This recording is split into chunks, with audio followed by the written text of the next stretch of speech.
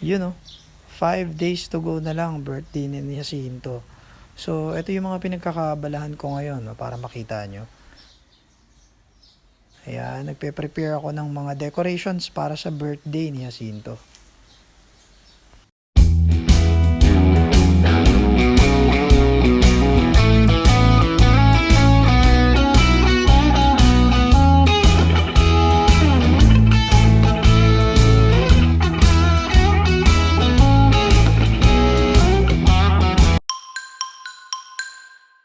Ethan, ikaw mag-intro.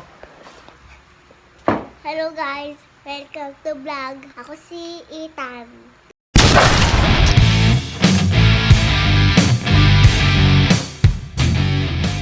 Malapit na yung birthday ni Jacinto. Ayusin natin yung mga pang-decorations. So, ito yung isa sa mga decorations na ginawa ko, yung standee. Para sa setup ng backdrop ni Jacinto. Ito nga pala yung kapatid ko. Go. Ate. Ito si Jeric.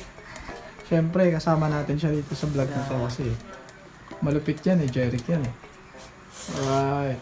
Ito si Ethan. Ito makulit yan. Pero vlogger din yan.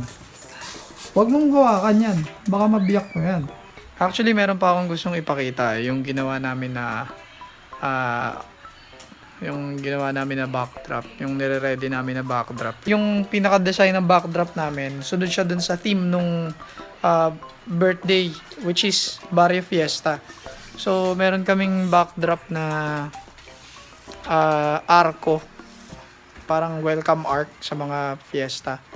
Gusto ko sana ipakita kaso malakas yung ulan. Tsaka gabi na. Ayan. Bukas na lang. Bale, ganito. Kasi yan si, ano ba ipapangalan natin dyan? Si Boy Sorbetero. Ayan. Si Boy Sorbetero kasi, meron niyang, ice cream cart. Gagawin natin yung ice cream cart niya. Bale, ito yung materials na gagawin natin.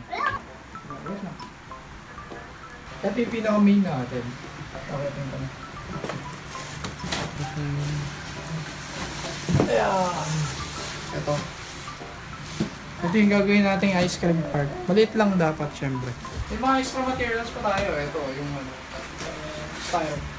Pero di pa natin gagamitin yan. Kasi may mga scrap pa tayo. Okay, ito.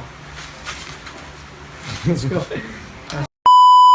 Yeah, medyo nagsisetup na tayo dito. Katulong natin si Jeric at saka si Ethan, syempre. Hopefully, wag siyang makasira. Ito nga pala yung mama kong pogi. Pogi-pogi talaga. Napakagandang lalaki. Explain ko na kasi ganito. Yung kanina, si Boy Sorbetero. Si Boy Sorbetero. Ayan.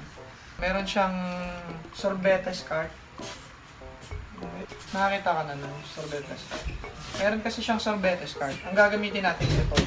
Ngayon, ang naisip ko, imbes na gawing standee yung sorbetes cart niya, naisip kong gawin na totoong sorbetes cart talaga siya. DIY yon. So, itong styro na to, gagawin natin sa kanya, didesignuhan natin to para maging sorbetes cart. Nakita nyo kanina meron naman tayong, diba? Meron pa tayong extra na mga styrofoam. Pero, hindi natin gagamitin yan. Ang gagamitin natin, yung mga scrap natin. Ito, pakita natin. May mga scrap tayo dito. Ito mga scrap. No, kasi, ayaw nating madagdagan yung basura sa mundo. Sabay tayo buksan to Sige, buksan natin. Sabay. Sige, son. Kali! Hoy! Huwag mong singotin. Nakakaubo talaga yan. Nakakaubo. Amoy ubo. Ito siya, Parang may dumi So, ito. Explain ko yung gagawin natin. Ang una nating mission ay pipintahan natin muna siya ng primer na white. No? So, white muna lahat yan. White yan. Hanggang ilalim white. Maliban dito sa surface na to. Itong part na to, hindi natin kukulayan ng white yan. Ito, white din siya lahat. White din to. Except dito sa area na to. So, itong area na to, hindi natin ito kukulayan ng white. Okay?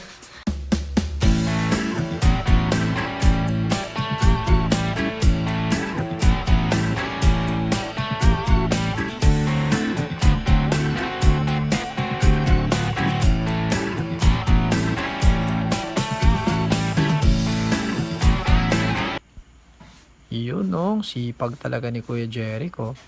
Bali itong pinagkakabalaan ni Kuya Jeric dito ay second coating na ng primer na kulay white para dun sa ginagawa nating ice cream cart.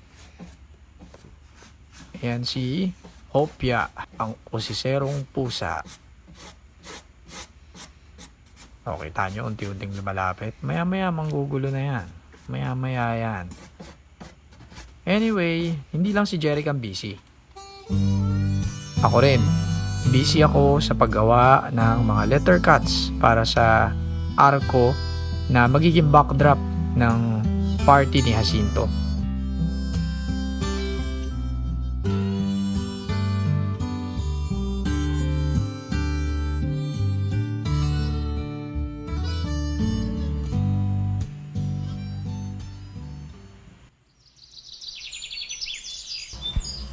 Isang tulog na lang. Birthday na ni Jacinto, ibig sabihin kailangan lahat ng decors na ginagawa namin ngayon matapos na bago dumating yung kinabukasan. Uy shit, ano to? Ay nako po, nadali ng mga kuting. Ito kayang isa. Safe naman tong isa. Yung isa lang talaga ang nadali. Pambihira. Ito yung mga salarin, yung anak ng Himalayan namin, si Kara. Mga pusang gala kayo. Ay nako. Ang kokit nyo sana kaso ang kukulit nyo eh.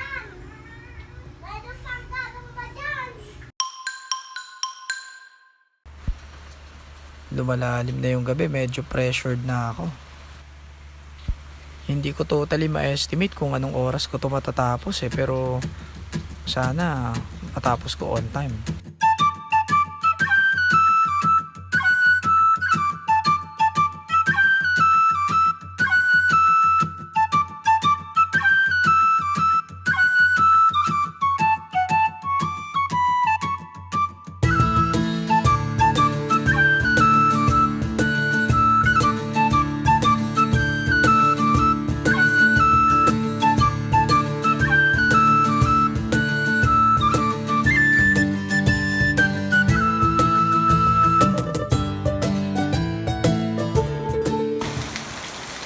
Grabe yung lakas ng ulan.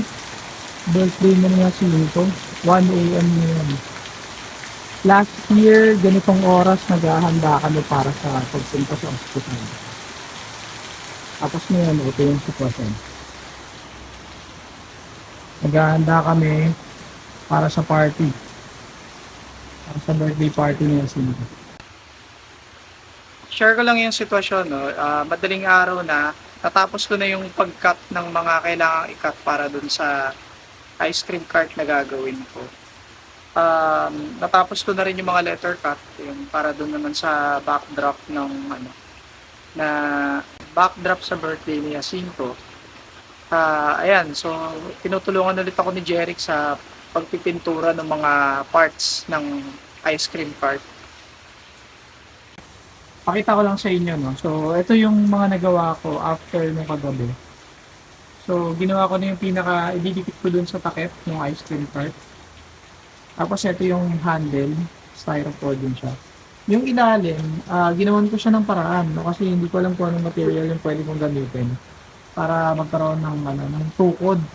Kasi hindi naman talaga siya gumugulong. Ang ginawa ko, yan, nagbilog ako ng mga corrugated boxes, mga recycled yan. Tapos dinikit ko siya ng ganyan. So mamaya, pag tapos na yung pagpipintura, ididikit ko na yan. Yung buong box na yan, ididikit ko na siya dito.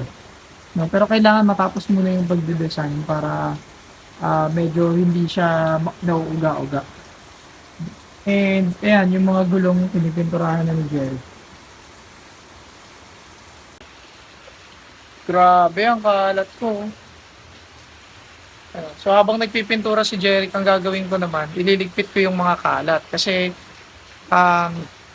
kailangan ko iligpit yung mga kalat para magkaroon ako ng space. Dahil kailangan na namin tapusin yung pagde-design dito sa ice cream cart na yan.